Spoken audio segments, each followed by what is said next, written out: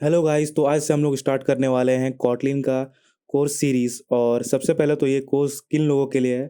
तो चाहे आप कोई भी कंप्यूटर साइंस डिपार्टमेंट से कोई स्टूडेंट हो, स्कूल के स्टूडेंट हो, या फिर नॉन टेक्निकल बंदे हो या टेक्निकल बंदे हो, एंड्रॉयड ऐप डेवलपमेंट करना चाहते हो, कॉटलिन सीखना चाहते हो बेसिक्स, तो आप लोगों के लिए वीडियो है। और अगर आप लोगों को कोई भी लैंग्वेज पहले से आता है तब तो बेटर रहेगा। और नहीं भी आता है तो आप बेसिक सीख करके आप एंड्रॉयड डेवलपमेंट स्टार्ट कर सकते हो कोर्स। तो सबसे पहले तो यार ये कॉटलिन कोर्स हम लोग ये बेसिक्स ही क्यों बना रहे हैं, क्योंकि अगर डीप डाउन आप पढ़ोगे कॉटलिन को स्टार्टिंग से लेके एक एक चीज़, तो एक बहुत लंबा प्रोसेस है। एक लंबा समुंदर लैंग्वेज चला जाएगा ये। फिर आप लोग क्या है कि बोर हो जाओगे और अपने एंड्रॉयड स्टार्ट भी नहीं कर पाओगे। ठीक है, तो बेसिकली क्या है कि बेसिक्स हम सीख लेंगे कॉटलिन का, जिससे कि हम लोग एंड्रॉयड को स्टार्ट कर सके एंड्रॉयड डेवलपमेंट कॉटलिन में। फिर हम लोग एंड्रॉयड डेवलपमेंट धीरे धीरे न्यू न्यू प्रोजेक्ट्स बनाते जाएंगे, और आगे जैसे जैसे बढ़ेंगे उस हिसाब से टॉपिक्स को आप लोग लर्न कर सकते हैं। और यही बेस्ट तरीका होता है जिससे कि आप लोग प्रोजेक्ट्स भी बनाते जाओ, नए नए चीज़ों को सीखते भी जाओगे और आप इंटरेस्टेड भी रहोगे और बोर नहीं होगे। ठीक है, तो इस तरह से हम स्टार्ट करेंगे। तो सबसे पहले यहाँ पे हम लोग देखेंगे कॉटलिन क्या है।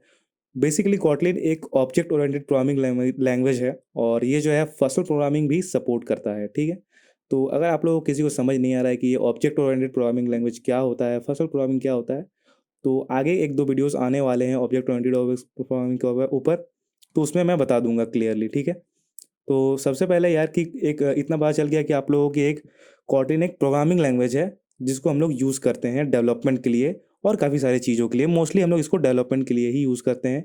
और बेसिकली हम लोग कॉटलिन एंड्रॉयड ऐप के लिए यूज़ करने वाले हैं, जो हमारा आगे एंड्रॉयड का सीरीज़ आने वाला है। तो मोस्टली लोग इस कॉटलिन को एंड्रॉयड ऐप डेवलपमेंट के लिए करते हैं। और साथ में इसमें यार बैक एंड ऐप्स भी डेवलपमेंट हो सकते हैं, फ्रंट एंड वेब ऐप्स भी हो सकते हैं। ठीक है, और काफ़ी चीज़ें हो सकती है कॉटलिन से। काफ़ी लोगों को नहीं पता होगा, बट यस होती है। मुझे भी रिसेंटली पता चला है कि एंड्रॉयड ऐप डेवलपमेंट के साथ साथ काफ़ी और चीज़ें भी लोग कॉटलिन से कर रहे हैं। उसके बाद हम जानेंगे कि एंड्रॉयड का बैकएंड क्या है इसमें और फ्रंट एंड क्या है कॉटलिन में। तो बेसिकली एंड्रॉयड में हम लोग क्या है कि ये वेब डेवलपमेंट की तरह नहीं है कि टोटल अलग होता है, बैक एंड अलग चल रहा है, फ्रंट एंड अलग चल रहा है। बेसिकली जो भी इसका डेवलपर होता है वही बैक एंड भी लिखता है most of the times, and और उसका फ्रंट एंड कोड जो भी लिखता है, जो इसका बैक एंड कोड होता है वो कॉटलिन से हम लोग लिखते हैं, एज हम लोग कॉटलिन से सीख रहे हैं, ना कि जावा से। तो बैक एंड कोड हम लोग इसमें कॉटलिन में लिखेंगे।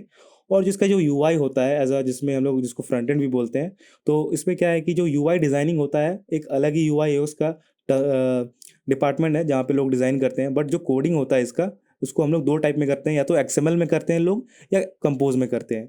और अभी जो हम लोग सीखने वाले हैं कॉटलिन और एक्सएमएल जो कोर्स आएगा एंड्रॉइड डेवलपमेंट में, वो मैं आपको एक्सएमएल में सिखाऊंगा।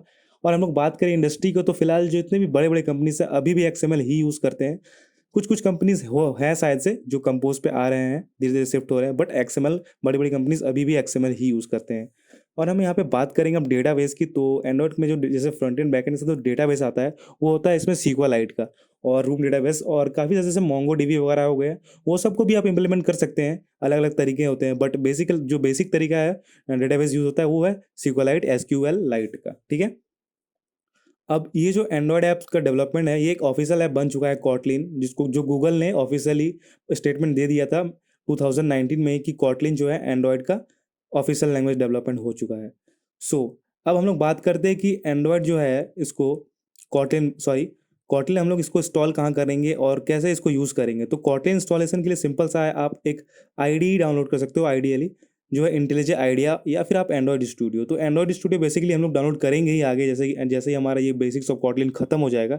और इंटेलिजे आइडिया आप लोग चाहो तो कर सकते हो। और इंटेलिजे आइडिया और एंड्रॉयड जो स्टूडियो है, दोनों का जो डिज़ाइनिंग है वो सेम ही कंपनी ने किया है। तो इसमें क्या है कि दोनों का जो यूआई इंटरफेस है सेम टाइप का मिलेगा। तो आप लोग कुछ भी कर लेते हो इंटेलिजे आइडिया भी, तो आपको बेटर रहेगा। कर लोगे तो एंड्रॉयड स्टूडियो का भी फ्रेमवर्क लगभग दोनों का देखने में यूआई डिज़ाइन है सेम टाइप का है, तो कोई दिक्कत नहीं है। हम लोग जो अभी करेंगे बेसिक्स ऑफ कॉटलिन, वो कॉटलिन प्लेग्राउंड में ही करेंगे, जो कि आपका इंटरनेट के थ्रू वेब ब्राउजर पर चला जाएगा। ठीक है, तो सबसे पहले यार हम लोग आज के इस वीडियो में वही करने वाले हैं। सबसे पहले तो आपको सबसे पहले आपको चले जाना है आपके गूगल पे, वहाँ जाके सर्च करना है कॉटलिन प्लेग्राउंड। ठीक है, कॉटलिन प्लेग्राउंड सर्च करते ही आपको फर्स्ट पे एक वेबसाइट मिल जाएगा play.kotlinlang.org। इस वाले पे आपको जाना है, सेकंड वाले पे मत जाना। हालांकि इस पे भी हो जाएगा, बट ये ट्रेनिंग वाला टाइप का है। तो हम फर्स्ट वाले पाएंगे कॉटलिन प्लेग्राउंड। तो इसको आप जैसे ही ओपन करोगे आपको कुछ इस तरह का इंटरफेस देखने को मिलेगा, जिसके अंदर आप सारी कोडिंग कर सकोगे, और यहाँ से कोड रन भी कर सकते हो, शेयर भी कर सकते हो, कॉपी भी कर सकते हो। ठीक है, तो ये बेसिक कंपाइलर है, ऑनलाइन कंपाइलर कॉटलिन का एक तरह का ऑफिशियल वाला, ठीक है। इसके अंदर हमने जो कोड दिया है इसको हम सारा हटा देंगे। हटाने के बाद भी आपका ये मेन फंक्शन रह जाएगा। तो हम लोग जस्ट क्या करते हैं, इस प्रिंट एलन को हटाते हैं, इतना आपको रखना है, ठीक है। तो इसके अंदर हम लोग सारा कोड करेंगे, जो बेसिक्स ऑफ कॉटलिन है, जितना भी कोड सीखने वाले हैं हम लोग इसी के अंदर करेंगे, और आपको ही प्रैक्टिस इसी के अंदर करना है। बट अगर आप चाहे तो इंटेलिजेंट आइडिया यूज़ भी कर सकते हैं, अगर आपको ऑफलाइन में यूज़ करना है तो सबसे पहले हम लोग ये क्या होता है, ये फन मेन है, ये जो फन है ये कॉटलिन का फंक्शन है, ठीक है। ये कीवर्ड है जो कॉटलिन को फंक्शन बनाने में आता है। ये जो मेन कीवर्ड है जो हम लोग स्टार्टिंग में यूज़ कर सकते हैं, कॉटलिन में यूज़ करते हैं, ठीक है। तो जितना भी फंक्शन बनता है हम लोग कॉटलिन में बनाते हैं, वो फन कीवर्ड को ही यूज़ करके बनाते हैं, ठीक है। ये एक रिजर्व्ड कीवर्ड होता है कॉटलिन में। तो सबसे पहले कॉटलिन में अगर हम लोग कोई भी चीज़ प्रिंट करना चाहेंगे तो उसके लिए सिंपल सा है, एक प्रिंट कमांड यूज़ करना है, जो कि कॉटलिन एक काफ़ी ज़्यादा रीडेबिलिटी वाला लैंग्वेज है।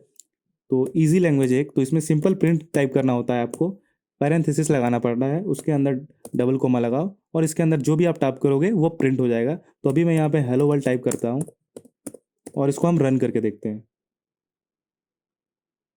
तो हमने यहाँ पे हेलो वर्ल्ड टाइप किया और रन किया, तो हेलो वर्ल्ड हमको आउटपुट में मिल गया, ठीक है।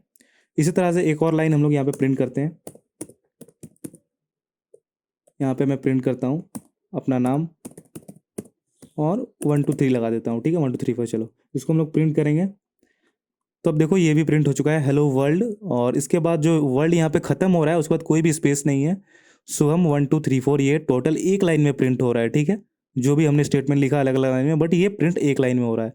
तो अलग अलग लाइन में करने के लिए हमको क्या यूज़ करना होता है, प्रिंट एल एन, ठीक है, एल एन लगाना होता है। तो यही फ़र्क होता है प्रिंट एल एन और प्रिंट के बीच में, अलग अलग लाइन में करने के लिए। तो हम लोग यहाँ पे जैसे प्रिंट के बाद एल एन लगा दिया, अब इसको हम रन करेंगे तो आप देखोगे कि यहाँ पे एक अलग अलग लाइन पे ही आ जाएगा। हेलो वर्ल्ड देखो फर्स्ट लाइन पे आया, फिर सेकंड लाइन पे शुभम 1 2 3 4 आया। तो यही डिफरेंस होता है प्रिंट पे और प्रिंट एलन पे, और मोस्ट ऑफ द टाइम हम लोग इसको प्रिंट एलन को ही यूज़ करेंगे, ताकि हम लोग एक लाइन में एक स्टेटमेंट जो प्रिंट करने वाले हैं उसको बाकी जो स्टेटमेंट वो नेक्स्ट लाइन पे शो करे। तो यही फ़र्क है प्रिंट और प्रिंट एलन के बीच में। और अब हम बात करेंगे कमेंट्स में कॉटलिन में।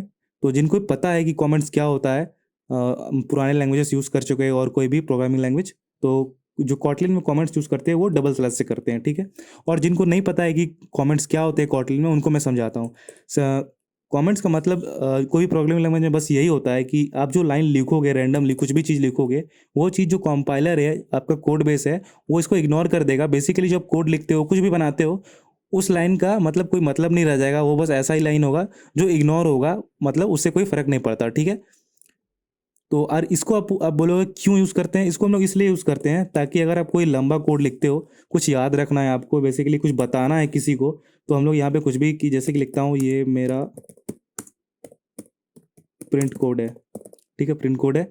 और इस तरह से हम याद रखने के लिए कि आपको एक लंबा कोड जा रहा है तो आपको पता चले कि रीडेबिलिटी अच्छा हो, पता चले कि इस कोड के नीचे ये चीज़ का कोड है। हाँ, आपने अपने अपने लैंग्वेज में समझाने के लिए लिख दिया।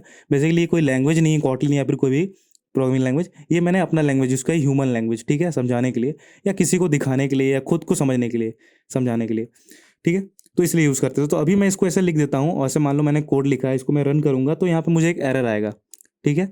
ये इसलिए एरर आ रहा है क्योंकि ये कोई लैंग्वेज नहीं है, ठीक है। तो इस तरह का कोई भी अपना चीज़ समझने के लिए लिखना है तो उसके आगे बस आपको डबल स्लैश लगाने बोलता है। बस यही डबल स्लैश लिखने को हम कमेंट्स बोलते हैं कॉटलिन में। तो इसको हम लगा के अगर रन करेंगे तो आप देखोगे कोड हमारा रन कर जाएगा, और इस लाइन का कोई भी मतलब नहीं है यहाँ पे, ये बस मैंने अपने लिए लिखा था समझने के लिए। तो बस कॉटलिन में कमेंट्स इसी के लिए यूज़ होता है। तो बस इतना ही था बेसिक्स यहाँ पे प्रिंट करने का तरीका कॉटलिन में। तो आज के वीडियो में बस इतना ही रहने देते हैं, और जो नेक्स्ट वीडियो होगा उसमें हम लोग डेटा टाइप्स पढ़ेंगे कॉटलिन का।